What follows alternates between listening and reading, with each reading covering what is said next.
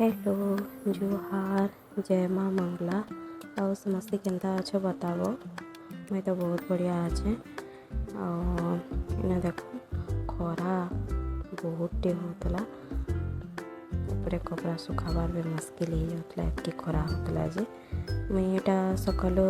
गाधे बुड़ी कर पले आइली तापर ऊपर के आइली कपड़ा तो सब सुखे देली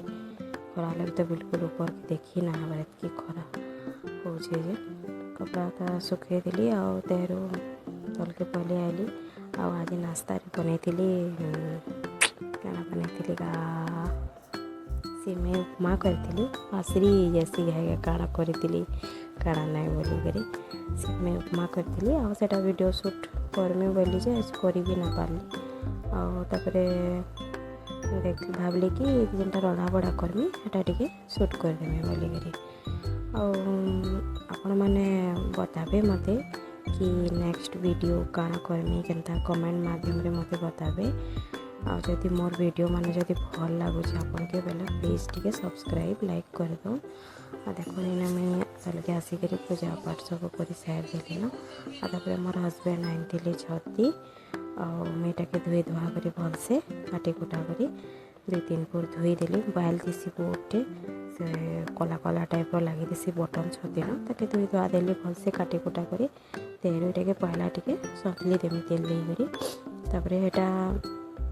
सारे छती आज चना आलू भजा करमी पखाल तो ना खा बोले कहले कि मैं 2 दिन है ना पखाल खाऊँ बोले मुझे भावली कि तपना ना खो मोर लगे पखाल करदेमी और निने भी पखाल खासी तो लगे सुखा भात कली दाल कली पातटा कली आटा देखो छती रांधुचे छती रेसिपी मुझे एंता रांधसी आपण मैंने केन्ता रांधसी बताबे। हाँ आलू टिके देकर रांधसी तेल टिके कड़े न देकर पहला प्याज टिके देकर भाजी देली तार संगे टिके काଣା काटा मेथी पतर जैसे टिके देदेली तार टेस्टा बढ़िया आसी मसला फ्रिज बाहर करी मसला भी टिके देदेमी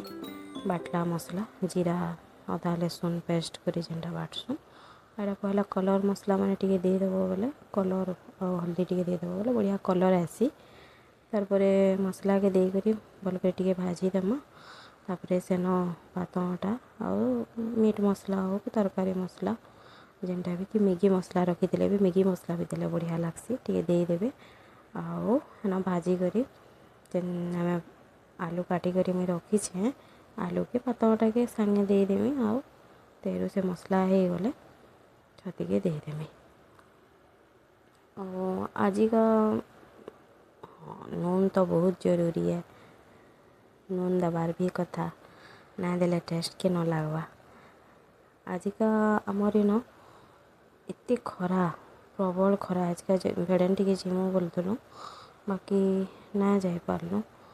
निनी के टिके धरिक जीवार लगी तार देहटा भल ना रहबार माने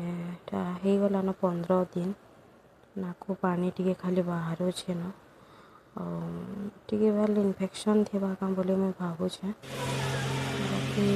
देखो के जाई पारुँ कहाँ जे देखो इन मोर छाती भी हो गला टिके झोल ना कले ताको मन के ना आसे टिके झोल करीछे आईटा देखो मैं चाउल बटा लगी माने रेडी कर जार थी चाउल प्याज टिके पातटा लहसुन अदा कर जीरा टिके देकर पीसी कर रेडी करदेली यहाँ सीझे चना के छोट छोट आलू काटिदेमी प्याज काटी देछे मसला के देदेली आ जेनटा भी कलर गुण मसला हल्दी जहाँ भी दबार कथा नून देकर सब थोड़े न सानी देवे आउ तेल टिके देदेवे चटू भजा कले चटू न कले भल लागसी कड़े न टिके फरफरिया ना है बेले चटू न देदेवे आ तेरू मिसे करी भाजी देवे ता चटू भजा तो मोर फेवरेट है बहुत बढ़िया लगे आम निनी पूरा बुही बुही खाई देसी सब बाकी ता चना देले ना खाए यदि फरा फरा माने बैगन आलू कि पोटल हो भाजबे बेले खाएसी आउ ये चना चुनी एतकी मन ना करे बाकी आज किसी मोर पाखे तुम शाग ना थे बेले चना टिके सकालू बतरे देली